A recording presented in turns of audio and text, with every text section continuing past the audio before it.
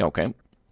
All right, welcome to Rapid Fire Manufacturing. Today I have Darryl Gratrix. He's the production manager at Molded Precision Components. He has a wealth of knowledge and experience in manufacturing, tooling, and skilled trades. And he's also a huge advocate for inspiring the next generation to join us all in the manufacturing industry. Darryl, thank you so much for joining today.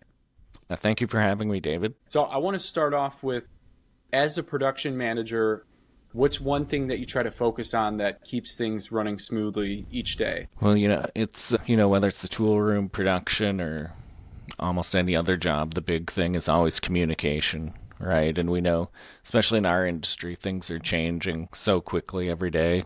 We come in, we have a plan, and 5 minutes later, something breaks or goes down, and the whole game plan for the day changes. So the biggest thing is communicating that to everyone on the team so that everyone's on the same page and not going in different directions. So does this start with maybe like a daily huddle that you do before you start, or is there It's the first couple hours in the morning.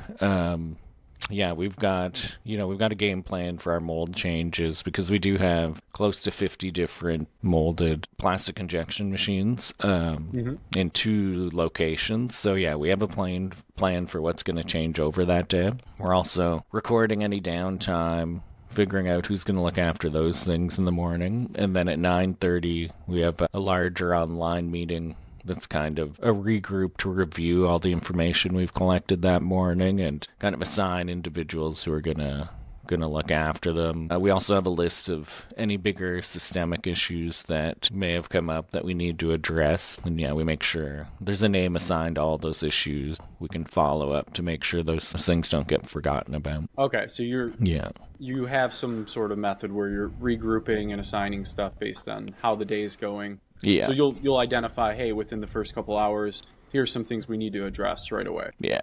Yeah, and then we do there's a smaller meeting with our process engineers at 8:15 every morning where we'll go over kind of our downtime recording from the afternoon shift. Midnight we run lights out, but we still have any downtime still recorded through.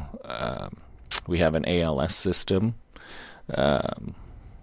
That also can record stuff for us when no one's there. We use RJG for our sensors in the molds. So that also provides data. So yeah, that first part of the morning, we're reviewing all that information, and then that's kind of setting our plan for the day on what we need to tackle, fix, adjust.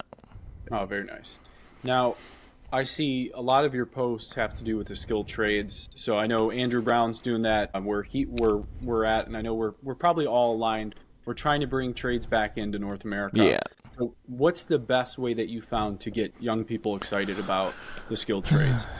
I wish I had an answer for that one. I'd say the answer is I'm still working on that one. Right now, though, the biggest thing I see is just that education, because especially for our manufacturing trades, mold maker, tool and die, machinist, millwrights, industrial electricians, there's still a very big lack of knowledge on what those jobs actually involve.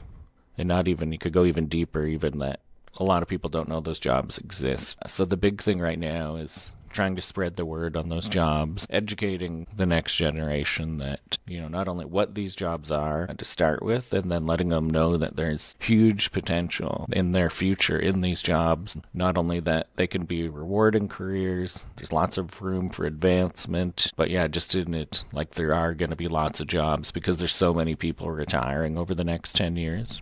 I know in Ontario, at least a third of our skilled trades workforce of approximately 1.5 million people are over the age of 55.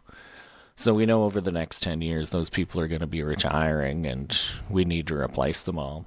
And right now there's just not enough kids getting into the skilled trades. Yeah, and I've come across that personally too, where, we'll be in a shop and some of these folks are staying longer than they need to because they don't have enough support to bring in, right? Yeah, no, and we're a prime example of that. We have 2 mold makers who are, this summer, they're both turning 69, and they're still both working full-time. And we know that we're kind of in overtime with them career-wise, that they could retire at any moment. But we're very thankful that they're continuing their careers and working.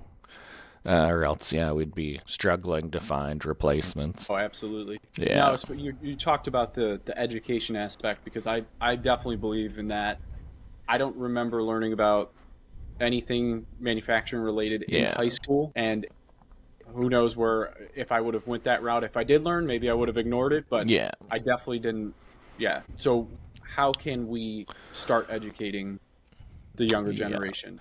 Is it up to the employers to go out and host some of these events and open houses to really bring kids in? And I think it needs to be a community effort. It needs to be the educators, like you say, industry, and then I think it's also up to those of us that are in the skilled trades and have the experience to share. A couple things that I've done over the last year is last spring we hosted a tour of about a dozen high school guidance counselors that came through our facility and kind of gave them a presentation and walk them around. And our newest facility, we've been in there about 3 years, so it's very new, it's bright. So they were pretty shocked at how nice the working environment was.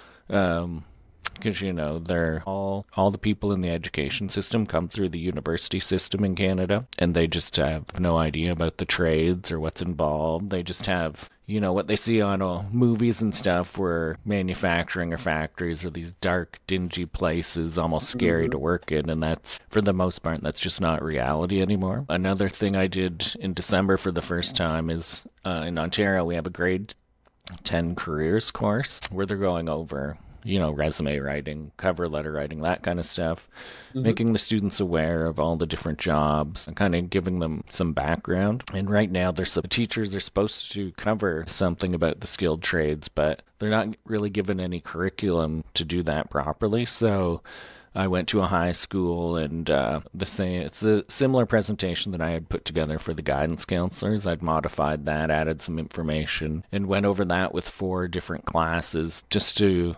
and I did focus mainly on our manufacturing trades. I did mention some stuff about other trades, but most people know, at least have an idea what an electrician does, a plumber, HVAC, carpenter. But spent some more time on our trades and giving them some information. Another thing I've been trying to do is debunk that myth that to get into the trades, you have to work with your hands. You have to, as a kid, you have to be out there working on car engines and that kind of thing, because I know that's definitely not my background. I didn't grow up that way. I did help my dad with like home renovation projects, building projects. I had some uncles who were farmers, so worked with them, but I wasn't what you would call a mechanically inclined kid. And ended up going to university because I had no clue in high school what I wanted to do. So I went to university, and I actually have a 3-year BA in geography. But by my 3rd year, I figured out that, I was going to have to do something else to get a job, and ended up taking a 2-year college course in tool and die, and that was how I got into the trade. So yeah, as someone who was not mechanically inclined growing up, I've had a successful career. I'd say I'm obviously not the best tool and die maker, mold maker in the world, but I more than held my own and was capable. So that's another story that I share with them, to say that regardless of what your background is now, that's why you do a 4-year apprenticeship, so that you can be trained in the trade that you choose. Right. No, and 2, I feel like your environment's going to shape you, so you could end up, at a desk job, and you're really just like, hey, this isn't for me. So it's important to try to gravitate towards things that, I guess, resonate with you more. And if you don't know about that, so it kind of, to your point, starts with the parents and the guidance counselors providing that information so these students can make the best decision based on that. Yeah, and that's, as we talked about earlier, I started on LinkedIn late May, early June last year, and then someone I know had suggested that I start posting some stuff on Facebook and Instagram so that parents, and definitely more parents on Facebook than students, but on Instagram, maybe students would start seeing some of those posts and the information that I was getting out there. Because that's the question, right? How do we communicate all this information about the trades to parents and students? Like, the options are social media or basically through the school. Yeah, absolutely. And that's how I come across your stuff. Same with Andrew Brown. And that's Yeah. helped me kind of shape how, obviously I want my kids to make their own decisions, but I constantly am telling them like, hey, engineering, machining, skilled trades, I'm like, you can have your own business. Start with someone, learn everything about the trade, then branch off and start your own company. Yeah. Like you can do whatever you want, but There's lots of options. this is, yes.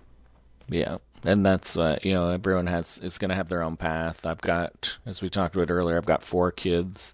Mm-hmm. My daughter's the oldest. She's in her 4th year university taking kinesiology. She wants to be a chiropractor, which is great. She's got She's got awesome. a path set out. My second oldest just graduated high school last June, and he's doing his carpenter's apprenticeship. School, he, like most of us boys, had no interest in school, so that's the path he's chosen. So we'll see how that goes. Yeah, that's very cool. And I do see we're approaching the end here, Darryl. I appreciate everything you're doing for the industry. I will continue to help out as much as I can because I know you're a big advocate. So anywhere I can help or anyone else, please let us know. And then for those of you tuned in, stay tuned for more industry experts like Darryl. Yeah. And once again, thank you for having me on, David. All right. Awesome. Have a good day.